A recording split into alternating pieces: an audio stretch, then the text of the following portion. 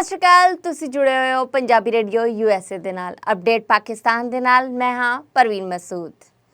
ਪਾਕਿਸਤਾਨ 'ਚ ਤੋਹੀਨ ਮਜ਼ਹਬ ਜਾਂ ਤੋਹੀਨ ਰਸਾਲਤ ਦੇ ਇਲਜ਼ਾਮ 'ਚ ਕਿਸੇ ਵੀ ਇਨਸਾਨ ਨੂੰ ਇਸ਼ਤਿਹਾਲ 'ਚ ਲਿਆਣਾ ਜਾਂ ਕਿਸੇ ਤੇ ਜ਼ੁਲਮ ਕਰਨਾ, ਇੱਥੋਂ ਤੱਕ ਕਿ ਇਲਜ਼ਾਮ 'ਚ ਅਗਲੇ ਦੀ ਜਾਨ ਲੈ ਲੈਣਾ ਵੀ ਕੋਈ ਵੱਡੀ ਗੱਲ ਨਹੀਂ ਤੇ ਨਾ ਹੀ ਇੰਜ ਦੇ ਬਕੂਏ ਨਵੇਂ ਨੇ।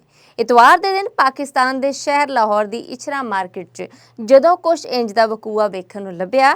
ਗੱਲ ਇੰਜ ਸੀ ਕਿ ਇੱਕ ਜ਼ਨਾਨੀ ਜਿਹੜੀ ਕਿ ਇਚਰਾ ਬਾਜ਼ਾਰ 'ਚ ਸ਼ਾਪਿੰਗ ਕਰਨ ਆਈ ਸੀ, ਉਹਨੇ ਜਿਹੜਾ ਸੂਟ ਪਾਇਆ ਹੋਇਆ ਸੀ ਉਹਦੇ ਤੇ ਅਰਬੀ ਕੈਲੀਗ੍ਰਾਫੀ ਕੀਤੀ ਗਈ ਸੀ ਤੇ ਅਰਬੀ ਜ਼ੁਬਾਨ 'ਚ ਇੱਕ ਅੱਖਰ ਹਲਵਾ ਬਾਰ-ਬਾਰ ਲਿਖਿਆ ਹੋਇਆ ਸੀ। ਉਹਦੇ ਸੂਟ ਤੇ ਅਰਬੀ ਲਿਖੀ ਵੇਖ ਕੇ ਉੱਥੇ ਮੌਜੂਦ ਕੁਝ ਲੋਕਾਂ ਨੇ ਆਖਿਆ ਕਿ ਇਹਦੇ ਸੂਟ ਤੇ ਕੁਰਾਨੀ ਆਇਤ ਲਿਖੀਆਂ ਹੋਈਆਂ ਨੇ, ਜਿਹਦੀ ਤਸਦੀਕ ਬਾਕੀ ਖੜੇ ਲੋਕਾਂ ਨੇ ਵੀ ਕਰ ਦਿੱਤੀ। ਬਸ ਫਿਰ ਕੀ ਸੀ, ਉੱਥੇ ਖਲੇ ਉਸ ਔਰਤ ਤੇ ਤੋਹੀਨ ਮਜ਼ਹਬ ਦਾ ਇਲਜ਼ਾਮ ਲਾ ਦਿੱਤਾ ਗਿਆ ਤੇ ਜ਼ਨਾਨੀ ਨੂੰ ਘੇਰ ਕੇ ਹਰਾਸਾ ਕਰਨ ਦੀ ਕੋਸ਼ਿਸ਼ ਕੀਤੀ ਗਈ। ਕੁਝ ਲੋਕ ਤੇ ਉਸ ਜ਼ਨਾਨੀ ਨੂੰ ਮਾਰਨ ਨੂੰ ਵੀ ਅੱਗੇ ਵਧੇ, ਪਰ ਮੌਕੇ ਤੇ ਪੁਲਿਸ ਨੇ ਅਪੜ ਕੇ ਮਾਮਲੇ ਨੂੰ ਕੰਟਰੋਲ 'ਚ ਕੀਤਾ। ਇਸ ਸੂਰਤ-ਏ-ਹਾਲ 'ਚ ਪੰਜਾਬ ਪੁਲਿਸ ਦੀ ਜ਼ਨਾਨੀ ਪੁਲਿਸ ਅਫਸਰ ASP ਗੁਲਬਰਗ ਸ਼ਹਿਬਾਨੋ ਨਕਵੀ ਨੇ ਮਜਮੇ ਨੂੰ ਔਖਾ ਕੰਟਰੋਲ ਕਰਕੇ ਜ਼ਨਾਨੀ ਨੂੰ ਬਾਹਰ ਕੱਢਿਆ ਤੇ ਮਸਾਂ ਹੀ ਉਹਦੀ ਉੱਥੋਂ ਜਾਨ ਬਚਾਈ।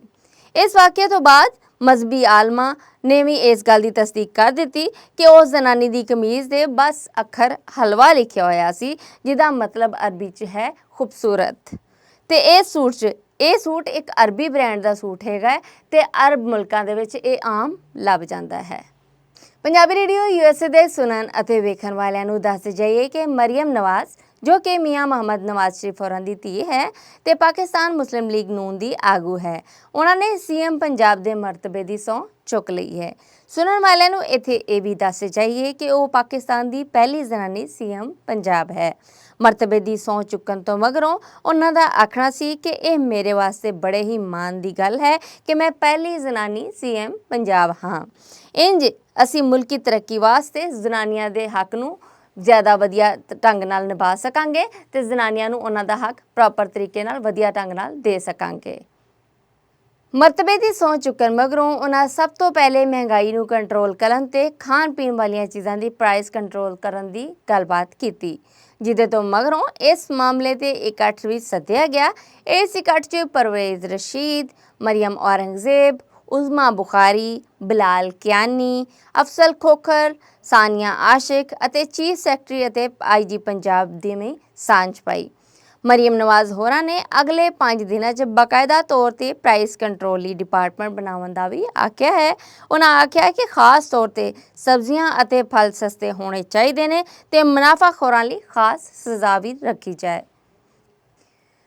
ਪਾਕਿਸਤਾਨ 'ਚ ਨਵੀਂ ਸਰਕਾਰ ਅਜੇ ਪੂਰੀ ਨਹੀਂ ਬਣੀ, ਪਰ ਆਵਾਮ ਨੂੰ ਬੱਤੀ ਦੀਆਂ ਕੀਮਤਾਂ 'ਚ ਵਾਧੇ ਵਾਲਾ ਝਟਕਾ ਦੇ ਦਿੱਤਾ ਗਿਆ ਹੈ। ਸਰਕਾਰ ਵੱਲੋਂ ਬੱਤੀ ਦੇ ਫੀ ਯੂਨਿਟ ਮੁੱਲ 'ਚ 7 ਰੁਪਏ 5 ਪੈਸੇ ਫੀ ਯੂਨਿਟ ਦਾ ਵਾਧਾ ਕਰ ਦਿੱਤਾ ਗਿਆ ਹੈ।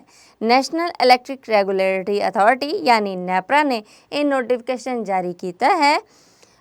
ਬੱਤੀ ਦੀਆਂ ਕੀਮਤਾਂ 'ਚ ਵਾਧੇ ਦਾ ਕਾਰਨ ਮਹੀਨਾਵਾਰ ਫਿਊਲ ਐਡਜਸਟਮੈਂਟ ਹੈ। ਇਸ ਨੋਟੀਫਿਕੇਸ਼ਨ ਮੁਜਬ ਇਸ ਵਾਧੇ ਦਾ ਇਤਲਾਕ ਚੱਲਦੇ ਮਹੀਨੇ ਹੀ ਸ਼ੁਰੂ ਹੋ ਜਾਏਗਾ। ਲਾਈਫਲਾਈਨ ਅਤੇ K ਇਲੈਕਟ੍ਰਿਕ ਦੇ ਬੱਤੀ ਵਰਤਣ ਵਾਲਿਆਂ ਲਈ ਇਹ ਵਾਧੇ ਦਾ ਇਤਲਾਕ ਨਹੀਂ ਹੋਏਗਾ ਤੇ ਇਹ ਵਾਧਾ ਬਸ 1 ਮਹੀਨੇ ਵਾਸਤੇ ਕੀਤਾ ਗਿਆ ਹੈ। ISPR ਮੁਜਬ ਆਪਰੇਸ਼ਨ ਸਵਿਫਟ ਰਿਟਾਰਟ ਨੂੰ 5 ਸਾਲ ਬੀਤ ਗਏ ਨੇ। ਭਾਰਤ ਅੱਜ ਵੀ ਪਾਕਿਸਤਾਨ ਦਾ ਜਵਾਬ ਨਹੀਂ ਭੁੱਲਿਆ ਹੋਏਗਾ।